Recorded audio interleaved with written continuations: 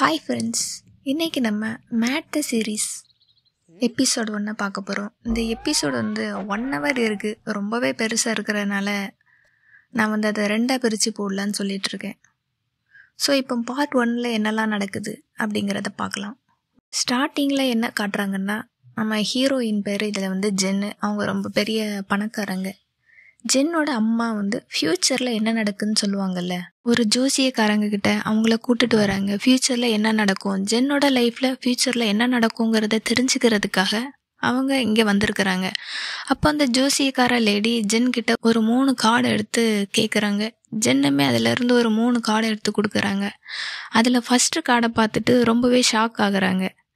Shock ஆனதும் கேட்குறாங்க, ஏன் என்னாச்சு அப்படின்னு கேட்கவும் அந்த ஜோசியக்கார லேடி சொல்கிறாங்க, உங்கள் பொண்ணு சீக்கிரமே அவங்களோட சோல்மேட்டை மீட் பண்ண போகிறாங்க அப்படின்னு சொல்கிறாங்க. அப்புறம் அதுக்கு அவங்க அம்மா கேட்குறாங்க, சோல்மேட் அவங்க எந்த மாதிரியான பர்சனாக இருப்பாங்க அப்படின்னு கேட்கவும் ஜோசியக்கார லேடி சொல்கிறாங்க, அவங்க ஒரு பொண்ணு. இவங்க சொல்கிறத கேட்டுட்டு இருந்த ஜென்னு ரொம்பவே கோவப்படுறாங்க. நீ என்ன பைத்தியமா, நீ என்ன முட்டாளாக்க பார்க்குறியா அப்படின்னு ரொம்பவே எழுந்து கத்திட்டு அவங்க டிரைவர்கிட்ட சொல்கிறாங்க, நீ உங்களை கண்டிப்பாக சும்மா விடக்கூடாது, இவங்கள பனிஷ் பண்ணியே ஆகணும் அப்படின்னு சொல்லிட்டு அங்கேருந்து வெளியில் வர்றாங்க ரொம்பவே கோவத்தோட. நான் இப்போ உடனே வீட்டுக்கு போகணும், சீக்கிரம் இங்கே கார் எடுத்துகிட்டு வா அப்படின்னு கேட்கவும் அவங்க டிரைவர் சொல்கிறாங்க, இல்லை இப்போ என்னால் முடியாது. ஏன் உன்னால் முடியாது? ஏன்னா உன்னோட அம்மா இன்னும் அங்கே ஜோசியக்காரங்க வீட்டில் தான் இருக்கிறாங்க. அவங்க வந்ததுக்கு அப்புறம் தான் நம்ம கிளம்ப முடியும். சரி, ஓகே, நானே என்னை பார்த்துக்கிறேன். அப்போ தான் ஜென்னுக்கு ஒரு கால் வருது. கால் வந்ததும் அவங்க எடுத்து யாருன்னு கேட்கவும், நான் தான் அலாய். அலாயா அப்படின்னா யார் அப்படிங்கிற நேமில் எனக்கு நிறைய பேரை தெரியும். நீங்கள் யார்? நீங்கள் ஒரு ஸ்கேமரா? இப்போ நான் ஒரு பேட் மூடில் இருக்கிறேன்.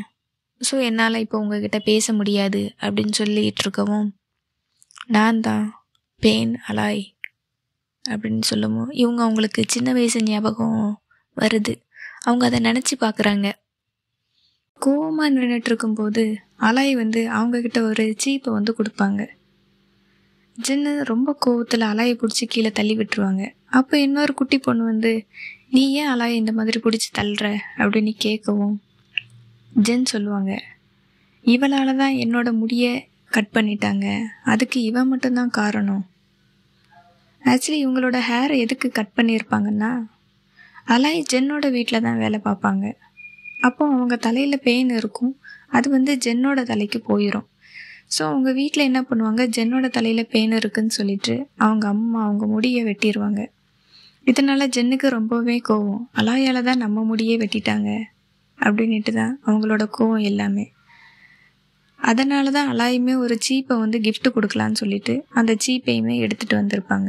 நான் உன் ஃப்ரெண்டு தானே, என்னை நீ மன்னிக்க மாட்டியா அப்படின்னு கேட்கவும், என்னால் உன்னை மன்னிக்க முடியாது, என் ஃப்ரெண்டாகவும் ஏற்றுக்க முடியாது, நீ இங்கேருந்து போ. இது எல்லாமே இப்போ நம்ம ஜென் நினச்சி பார்க்குறாங்க. இப்போ கரண்ட்டில் ஞாபகத்துக்கு வருது, ஓ நீயா, ஓகே நல்லா இருக்கியா, சரி நீ இப்போ என்ன எதுக்காக கூப்பிட்ட அப்படின்னு கேட்குறாங்க. அலாய் சொல்கிறாங்க, நான் நாளைக்கு பேங்காங் வரேன், எனக்கு தெரியும் நீ ஃப்ரீயாக இருக்க மாட்டேன்ட்டு, நீ பிஸியாக இருப்பேன்னு எனக்கு தெரியும், உன்னால் என்னை மீட் பண்ண முடியுமான்னு கேட்கவும், சரி நான் வர்றேன், நம்ம எங்கே மீட் பண்ணலாம், நான் பஸ் ஸ்டேஷனுக்கு வந்துடுவேன், உனக்கு எங்கே கம்ஃபர்டபுளாக இருக்கோ அங்கே சொல்லு, நான் அங்கே வர்றேன்.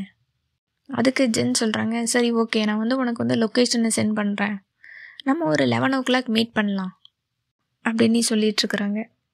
சரி ஓகே, கண்டிப்பாக நம்ம நாளைக்கு மீட் பண்ணலாம் அப்படின்னு சொல்லிட்டு காலையுமே கட் பண்ணிடுறாங்க. அப்போ ஜென்னோட ஃபோனுக்கு ஒரு மெசேஜ் வருது. அதில் அவங்களோட ஃப்ரெண்டு, ஒரு பாய், அவங்க ஃப்ரெண்டு மார்னிங் நம்ம டிஃபன் சாப்பிட வெளியில் போகலாமா அப்படின்னு கேட்குறாங்க. அப்போ இவங்க இல்லை நான் ரொம்பவே பிஸியாக இருக்கேன், என்னால் சாப்பிடலாம் வர முடியாது ஃபிக்ஸ் பண்ணிகிட்ருக்கவும் அவங்களுக்கு சடனாக ஞாபகம் வருது, அந்த ஜோசியக்கார லேடி சொன்னது, நீ ஒரு பொண்ணை தான் டேட் பண்ணுவ அப்படின்னு சொன்னது இவங்களுக்கு ஞாபகம் வரவும் அந்த டைப் பண்ண டெக்ஸ்ட் எல்லாம் அழிச்சிட்டு சரி ஓகே அப்படின்னு சொல்லிட்டு டெக்ஸ்ட் பண்ணுறாங்க. அவங்க அந்த ஃப்ரெண்டு கூட காரில் வெளியில் போயிட்டுருக்குறாங்க. அப்போ அவன் சொல்கிறான், நான் உனக்காக ஹோல் ரெசார்ட்டையே நான் வந்து புக் பண்ணியிருக்கிறேன். நான் உனக்காக என்ன வேணால் வாங்கி தருவேன். ரொம்பவே பந்தாவாக பேசிகிட்டு இருக்கான். அப்படி பேசிகிட்டு இருக்கும்போது ஜென்னோட கையை வந்து கை மேலே கை வைக்கிறாங்க. ஜென்னு சடனாக கையை எடுத்துட்டு ரொம்பவே கோவப்பட்டு கையை தட்டி விட்டுட்டு அவங்க காரை ஸ்டாப் பண்ண சொல்கிறாங்க. காரை ஸ்டாப் பண்ணு, எனக்கு இப்போ மைண்டு சேஞ்ச் ஆயிருச்சு, என்னால் உன் கூட வர முடியாது, எனக்கு இப்போ சாப்பிடவும் தோணலை, நீ இப்போ காரை நிறுத்து, நான் இறங்கணும் அப்படின்னு சொல்லி கேட்குறாங்க. அதுக்கு அந்த பாய் என்ன சொல்கிறாங்க, நீ ஏன் இப்போ எதுக்கு ஏன் இவ்வளோ கத்துற? உனக்கு என் அப்பா யாருன்னு தெரியுமா? அவங்க அந்த தாய்லாண்ட்லேயே ஒரு பெரிய பிஸ்னஸ்மேனு.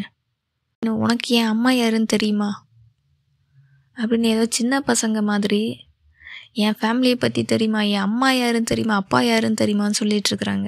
ஜென் அதுக்கு போது நிறுத்து, உனக்கு என்னோட ஃபேமிலியை பற்றி தெரியுமா? நான் ஒரு சொடக்கு போடுற நேரத்தில் உன்னோட குடும்பத்தையே நான் அழிச்சிருவேன், உன்னோட ஃபேமிலியையே நான் ஒன்றும் இல்லாமல் பண்ணிடுவேன். இன்னும் ரொம்ப திமிராகவே பேசுகிறாங்க. ஜென்னுக்கு சமக்கம் வருது. இப்போ நீ காரை நிறுத்த போறியா இல்லையா? நமக்குள்ளே எல்லாமே முடிச்சு போச்சு, நீ காரை நிறுத்து ஃபஸ்ட்டு அப்படின்னு சொல்லவும் அவனும் காரை நிறுத்திடுறான். ஜென் கார்லேருந்து இறங்கி வந்ததும் அங்கே ஒரு மாலுக்கு வர்றாங்க. அங்கே தான் அலாயை மீட் பண்ணுறதுக்காக வர சொல்லியிருப்பாங்க. இவங்க அங்கே இருக்கிற ஒரு எஸ்கலேட்டரில் ஏறி போயிட்டுருக்கும்போது அங்கே ஆப்போசிட்டில் அலாய் வர்றாங்க. அலாய் இவங்களை பார்த்ததும் ஜென் நான் தான் அலாய் அப்படின்னு ரொம்பவே எக்ஸைட்டாக கத்துறாங்க. ஜென்னுக்குமே பார்த்தோன்னே ரொம்ப ஹாப்பியாகுது. அலாயை போயிட்டு மீட் பண்ணலாம் அப்படின்னு சொல்லிட்டு அடுத்த எஸ்கலேட்டரில் இறங்கி கீழே வர்றாங்க. ஆனால் அலாய் என்ன பண்ணுறாங்கன்னா அவங்க அடுத்த எஸ்கலேட்டரில் ஏறி மேலே போயிடுறாங்க. என்னடா இது, இவங்க கீழே வர்றாங்க அவங்க மேலே போகிறாங்க. சரின்னு சொல்லி பார்த்தா அகைன் இதையே திருப்பி 2 டைம் அதே மாதிரியே பண்ணிகிட்ருக்குறாங்க. இவங்க கீழே வர்றாங்க அவங்க மேலே போகிறாங்க. ஜென்னு கொஞ்சம் கோவம் வந்துடுது. அலாய் நீ கீழேயே வெயிட் பண்ணு, நான் அங்கே வர்றேன் அப்படின்னு சொல்கிறாங்க. ஜென் இவங்களை அங்கேயே நிற்க சொல்லிட்டு அலாய்கிட்ட போகிறாங்க. சரி உனக்கு பசிக்குதா, நம்ம சாப்பிட போகலாமா? இது வந்து இன்னைக்கு என்னோட ட்ரீட்டு, காசை பற்றிலாம் நீ கவலைப்படாத அப்படி நீ கொஞ்சம் ஓவராகவே பேசுகிறாங்க. அலாய் கேட்குறாங்க, இங்கே வந்து தாய் ரெஸ்டாரண்ட் இருக்கா அப்படின்னு கேட்கவும் ஆமாம் இங்கே இருக்குது, வா நான் உன்னை கூப்பிட்டு போகிறேன் அப்படின்ட்டு 2 பேருமே ரெஸ்டாரண்ட்டுக்கு போகிறாங்க. ஜென் கேட்குறாங்க, சரி நீ இங்கே எப்படி வந்த, என்னோட நம்பர் உனக்கு எப்படி கிடச்சிது? உனக்கு ஞாபகம் இருக்கா? கொரத் நம்மளோட கிளாஸ்மேட்டு, நான் அவனை பார்த்தேன், அவன் தான் எனக்கு உன்னோட நம்பர் வந்து கொடுத்தான். சரி ஓகே, நீ இப்போ இந்த பேங்காங்க்கு நீ எதுக்காக வந்த அப்படின்னு கேட்கவும் அலாய் வந்து அவங்க சொல்கிறத கேட்காம கொஞ்சம் டைவர்ட் பண்ணிவிட்டு இந்த பிளேஸ் ரொம்ப நல்லாவே இருக்குல்ல, இங்கே வந்து மேங்கோ ரைஸ் கிடைக்கும்ல, நான் அதை ஆர்டர் பண்ணுறேன் அப்படின்னு சொல்லி சர்வரை கூப்பிட்டு அதை ஆர்டருமே பண்ணுறாங்க. ஜென் ரொம்ப கோவமாக பார்த்துட்ருக்கிறத தெரிஞ்சுட்டு அலாய் சொல்கிறாங்க, இல்லை நம்ம மீட் பண்ணி ரொம்ப நாள் ஆச்சு, உன்னை பார்க்கலான்னு சொல்லி தான் வந்தேன், உனக்காக நான் ஒன்று வச்சுருக்கிறேன், இதை வந்து நான் உனக்கு முன்னாடியே தரணும்னு நினச்சேன், ஆனால் நீ இங்கே பேங்காங் வந்துட்ட, அதனால் என்னால் தர முடியலை அப்படின்னு சொல்லிட்டு இப்போ அந்த சீப்பை எடுத்து கொடுக்குறாங்க. இதுதான் என்னோட கிஃப்டான்னு ஜென் கேட்கவும் அலாயோட ஃபேஸு கொஞ்சமே சோகமாக மாறுது. அதை பார்த்ததும் ஜென்னு இந்த சீப் எடுத்து அவங்க பேக்கில் வச்சுக்கிறாங்க. சரி நீ பேங்காங்கில் எவ்வளோ நாள் இருக்க போகிற, நீ எங்கே ஸ்டே பண்ணுற ஜென் கேட்குறாங்க. அலாய் சொல்கிறாங்க, இல்லை நான் கொஞ்ச நாள் தான் இருக்க போகிறேன், இங்கே என்னோட பக்கத்தில் என்னோட ரிலேட்டிவ் வீடு இருக்குது, நான் அங்கே தான் ஸ்டே பண்ணலான்னு இருக்கேன் அப்படின்னு சொல்லிகிட்டு இருக்கும்போது அவங்களோட கிளாஸையுமே கீழே போட்டுடுறாங்க. அதை எடுத்து கொடுக்கலான்னு சொல்லிட்டு ஜென் கீழே இறங்கவும் அலாயுமே கீழே இறங்குறாங்க. 2 பேரும் ஒருத்தரோட ஒருத்தர் ஃபேஸை ரொம்பவே க்ளோஸ்டாக பார்த்துக்கிறாங்க. அவங்க 2 பேரோட ஐ கான்டாக்ட் ஒருத்தர் மாற்றி ஒருத்தர் அப்படியே பார்த்துட்ருக்கவும் ஜென்னுக்கு அவங்கள ரொம்பவே பிடிச்சிருக்குன்னு இதிலருந்தே தெரியுது. அவங்க ஃபேஸை அப்படியே பார்த்துட்டு அவங்கள அறியாமலே ஸ்மைல் பண்ணுறாங்க. ஜென் ஸ்மைல் பண்ணுறத பார்த்துட்டு அலாய் கேட்குறாங்க, ஏன் என்னோட ஃபேஸில் ஏதாச்சும் தப்பாக இருக்கா? ஜென் வந்து சுயநினைவுக்கு வந்து இல்லை இல்லை எழுந்து அவங்க சீட்டில் இருந்துட்டு சரி ஓகே நம்ம சாப்பிட்லாம், இது ரொம்பவே நல்லா இருக்குல்ல அப்படின்னு என்ன சொல்கிறதுனே தெரியாமல் ஏதேதோ பேசிகிட்ருக்குறாங்க. சாப்பிட்டு முடித்ததும் சரி உன்னோட ரிலேட்டிவ் வீடு எங்கே இருக்குன்னு சொல்லு, நானே உன்னை ட்ராப் பண்ணுறேன் சொல்கிறாங்க. அதுக்கு அலாய், இல்லை அது இங்கே பக்கத்தில் தான் இருக்குது, நானே டாக்ஸியில் வந்து போய்க்கிறேன் அலாய் அங்கேருந்து வெளியில் வந்து, இப்போ நான் எங்கே போவேன், நான் இப்படி ஜென்னுக்கிட்ட இப்படி பொய் சொல்லிட்டேனே, இன்றைக்கி நைட்டு நான் எங்கே தான் தூங்க போகிறேன் அப்படின்னு யோசிச்சுக்கிட்டே வரும்போது பின்னாடி ஒருத்தங்க மேலே இடிச்சிடுறாங்க. அந்த இடித்த பர்சன் யாரும் இல்லை, ஜென் வந்து ஒரு பாய் ஃப்ரெண்டுக்கிட்ட அப்போ தான் பிரேக்கப் சொல்லிட்டு வந்திருப்பாங்கல்ல, அந்த பையன்தான். அப்படி இடிக்கும்போது அவனோட ஃபோன் வந்து கீழே விழுந்துருது. அலாய் சொல்கிறாங்க, நான் தெரியாமல் இடிச்சிட்டேன், சாரி, என்னை மன்னிச்சிருங்க, நான் இதை வந்து வேணும்னே பண்ணலை அப்படின்ட்டு சாரி கேட்குறாங்க. ஆனால் அந்த பாய் என்ன பண்ணுறாங்க, பாரு என்னோடய ஃபோனோட ஸ்க்ரீன் வந்து உடஞ்சி போச்சு, இது எல்லாமே ஒன்னால தான், நீ பண்ணிவிட்டு நான் வேணும் நீ பண்ணலை நீ வேற சொல்லுவியா அப்படின்னு ரொம்ப கோபமாகவே கத்துறான். என்கிட்ட இப்போ 500 பாண்ட் தான் இருக்குது, வேற எதுவும் இல்லை அப்படின்னு அவன் சிரிச்சுக்கிட்டே சொல்கிறான். இதை வச்சு என்ன பண்ண முடியும், இதோட ரேட் என்னன்னு உனக்கு தெரியுமா, நீ என்னை கிண்டல் பண்ணிகிட்டு இருக்கியான்னுட்டு அலாயோட கையவே பிடிச்சிட்றான். அலாயோட கையை பிடிச்சதும் அவங்க ரொம்பவே பயந்துட்டு பயங்கரமாக கத்துறாங்க. அவங்க கையே தொடச்சி விட்டுட்டு சி ஐயோ ஐயோ ஐயோன்ட்டு என்னாச்சுன்னு ரொம்பவே கத்துறாங்க. ஏன் இந்த மாதிரி கத்துறாங்கன்னுட்டு நமக்கு எதுவுமே புரியலை. அவன் கையை தொட தான் செஞ்சான், தொட்டதுக்கு அவங்க ஏதோ தொடக்கூடாத தொட்ட மாதிரி, ஏதோ கம்பளி பூச்சை பார்த்த மாதிரி அப்படி அவங்க உடம்பெல்லாம் நடுங்கிக்கிட்டு ரொம்பவே கத்துறாங்க. அப்போ பக்கத்துலேருந்து இன்னொரு பையன் வந்து அவங்கள ஹெல்ப் பண்ணுறான். நீ என்ன ஒரு பொண்ணுக்கிட்ட தப்பாக நடந்துக்கிற மாதிரிலாம் பண்ணுறேன்னு சொல்லி கேட்கவும், அவங்க என்னோடய ஃபோனோட ஸ்க்ரீனை உடைச்சிட்டாங்க, நீ என்ன பொய் சொல்கிறியா, இது ஒன்றும் அவ்வளோ ரேட்டு கிடையாது. அவங்க இவனை அடிக்க போகிறாங்க. அதுக்கு பதில் இந்த பையன் பிடிச்சி அவங்க மூஞ்சிலே ஒரு குத்து விடுறான். இதை பார்த்துட்டு இன்னுமே பயந்துட்டு அலாய் அங்கேருந்து ஓடுறாங்க.